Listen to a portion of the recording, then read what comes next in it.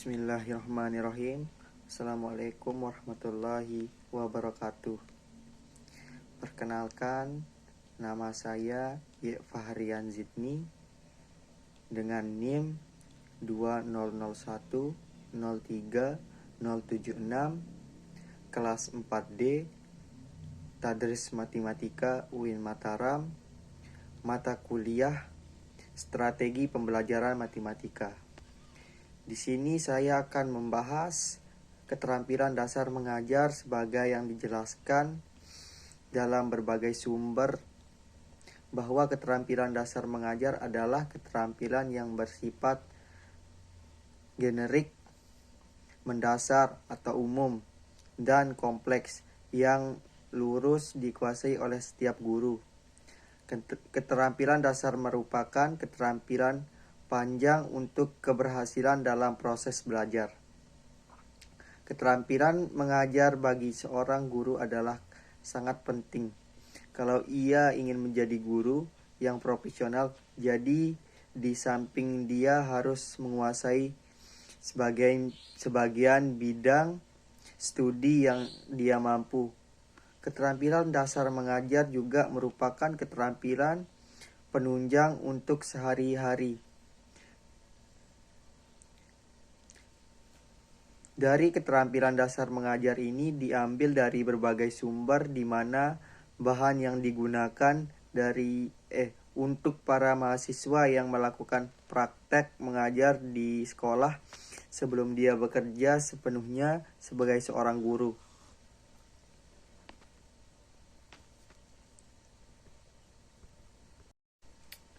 Kemampuan dasar yang harus dikuasai sebagai calon guru wajib menguasai dan mampu mengkualitaskan pembelajaran. Berbagai sumber tertulis menyebutkan bahwa keterampilan dasar mengajar terdiri dari 8 jenis, yaitu yang pertama, keterampilan membuka dan menutup pembelajaran. Membuka pelajaran sebagai kegiatan awal yang dimaksud untuk mengkondisikan peserta didik sedemikian sehingga mereka termotivasi secara fisik maupun fisik dan siap melakukan aktivitas pembelajaran, memberikan acuan terhadap keterampilan, menunjukkan kaitan substansi materi pembelajaran, penutup pelajaran pada dasarnya sebagai aktivitas mengakhiri pembelajaran. Melalui kegiatan ini peserta didik dipastikan sudah memiliki pengalaman belajar yang utuh sesuai dengan perencanaan pembelajaran. Jadi menutup pembelajaran sebagai bagian integral dari pembelajaran yang dimaksud untuk mengecek capaian kompetensi, memberikan rangkuman selanjutnya.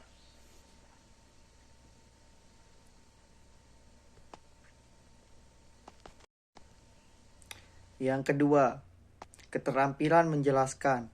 Menjelaskan merupakan keterampilan yang utama dalam pelajaran matematika dan tidak terpisah dari penguasaan materi pembelajaran.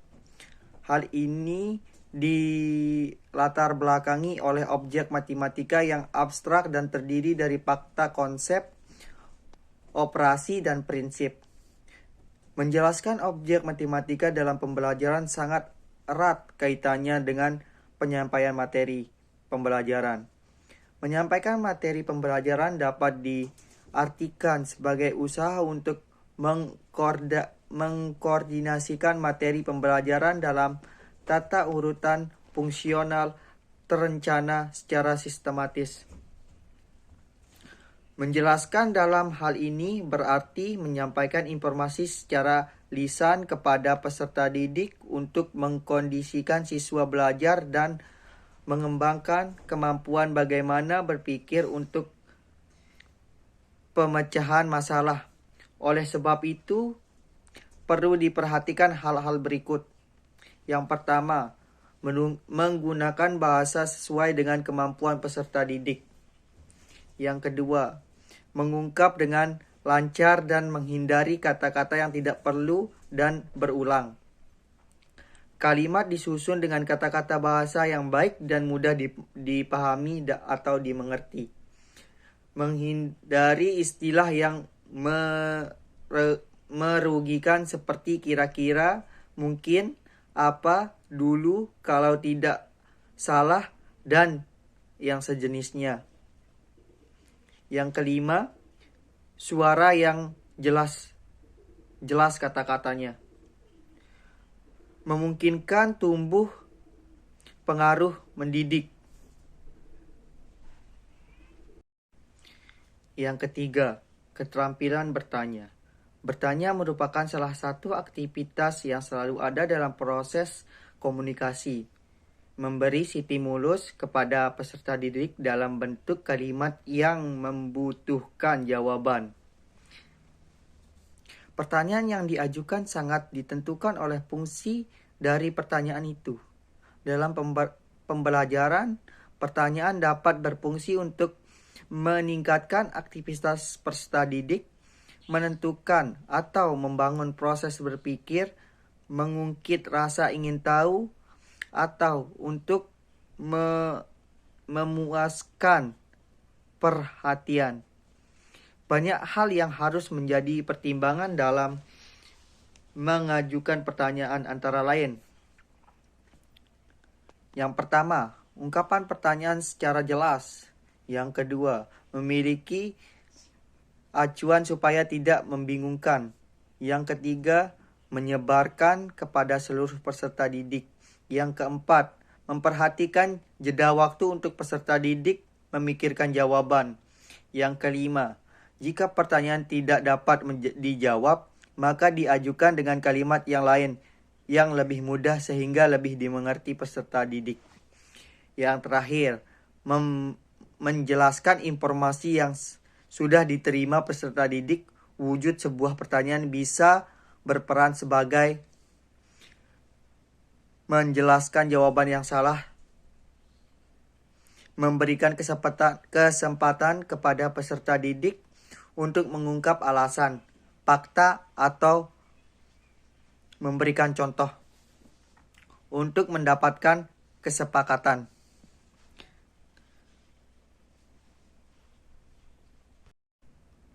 Yang keempat, keterampilan memberi pengetahuan. Pengetahuan adalah tanggapan guru terhadap perilaku peserta didik yang memungkinkan dapat membesarkan hati peserta didik agar lebih terpacu dan interaksi pembelajaran.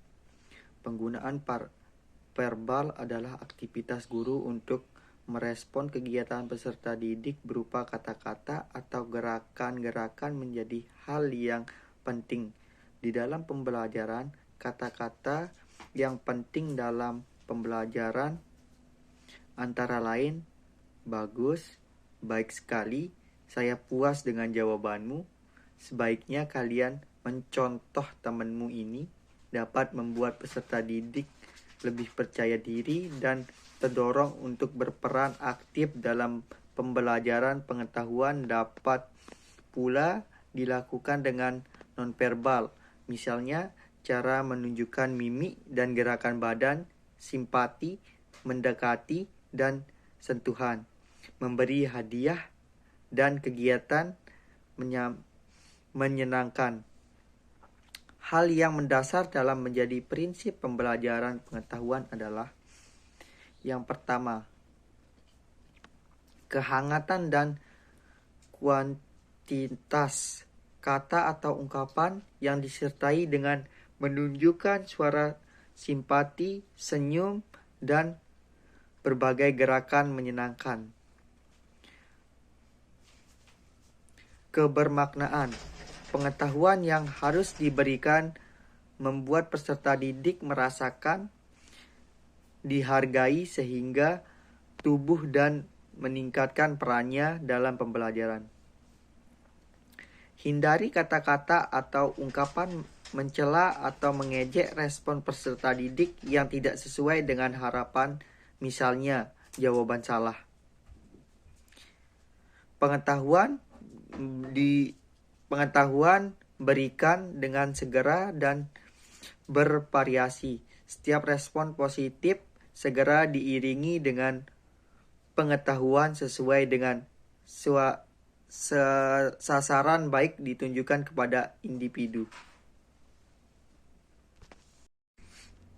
Yang kelima, keterampilan mengadakan variasi. Variasi dalam pembelajaran adalah perubahan aktivitas yang sengaja dilakukan guru dengan maksud untuk menghindari kemonotonan yang mengakibatkan kebosanan. Motivasi belajar yang tidak putus. Merubah gaya belajar peserta didik yang beraneka ragam. Dari berbagai sumber teori dapat dirangkum bahwa variasi dalam pembelajaran meliputi variasi gaya mengajar, antara lain berupa variasi suara, variasi gerakan badan dan mimik, mobilitas posisi, memusatkan perhatian, membuat konsep seenak mungkin, memberikan kontak pandang. Variasi penggunaan media dan bahan pembelajaran antara lain berupa variasi alat dan bahan yang dapat dilihat, didengar, diraba, dan dimanipulasi. Variasi pola, interaksi, dan kegiatan variasi interaksi berbentuk klasikal, kelompok, dan program. Variasi kegiatan berupa domestri, diskusi, latihan materi, atau praktikum, dan lain sejenisnya. Yang keenam, keterampilan membimbing diskusi kelompok kecil. Untuk memaksimalkan kreativitas peserta didik di dalam pembelajaran, antara lain dilakukan diskusi kelompok. Hal-hal yang harus diperhatikan sebagai berikut. Rencanakan sebaik-baik mungkin masalah sistematis diskusi, peran setiap anggota kelompok, tujuan yang harus dicapai. Pada saat diskusi berlangsung, guru harus cermat memperhatikan interaksi di dalam kelompok. Lakukan pengendalian terhadap aktivitas kelompok jika terdapat pergeseran atau penyimpangan pokok masalah diskusi kelompok. Berikan arahan atau tuntutan sedemikian sehingga kelompok bisa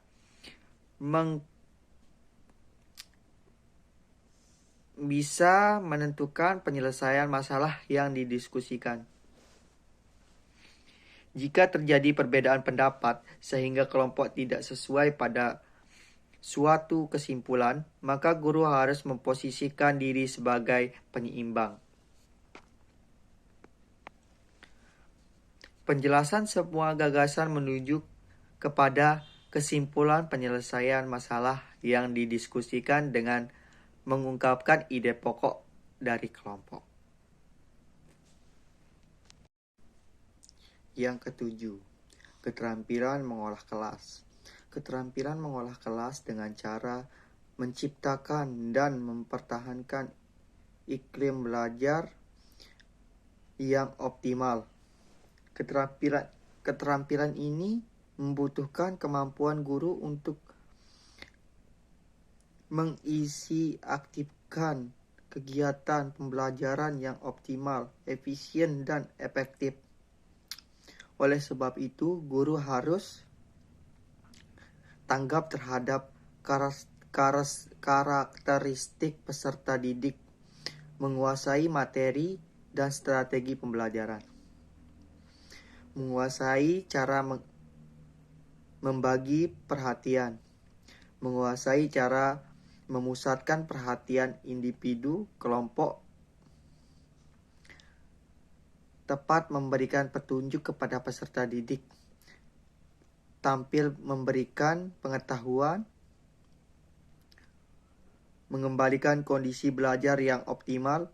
Untuk hal ini harus memiliki penguasaan tentang cara memodifikasi tingkah laku yang menyimpang.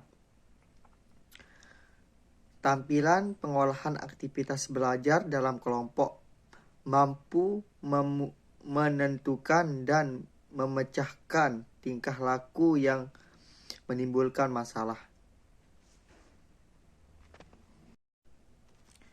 Yang kedelapan atau yang terakhir, keterampilan mengajar kelompok kecil dan perorangan.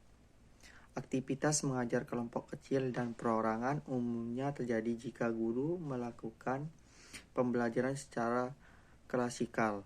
Keterampilan mengajar kelompok kecil adalah kemampuan guru melayani kegiatan peserta didik dalam belajar berkelompok dengan jumlah peserta didik berkisar antara 3-5 orang setiap kelompoknya.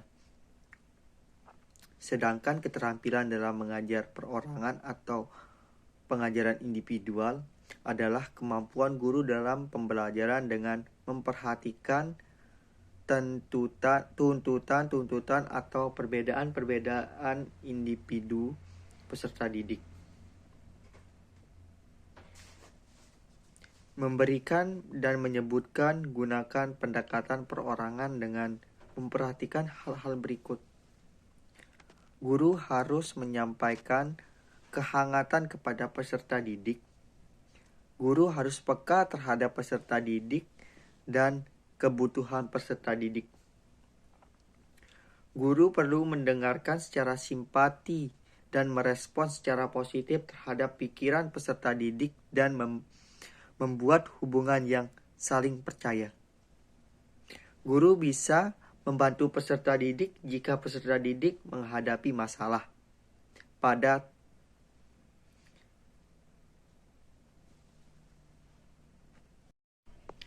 saran sebagai calon guru, hendaknya kita mampu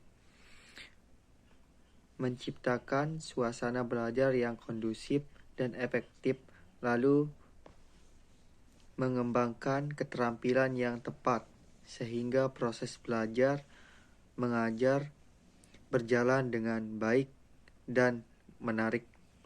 Oleh karena itu, sebagai calon pendidik atau guru, hendaknya kita mempelajari serta menerapkan keterampilan pembelajaran yang ada agar kita dapat menjelaskan semuanya dengan jelas, menarik, dan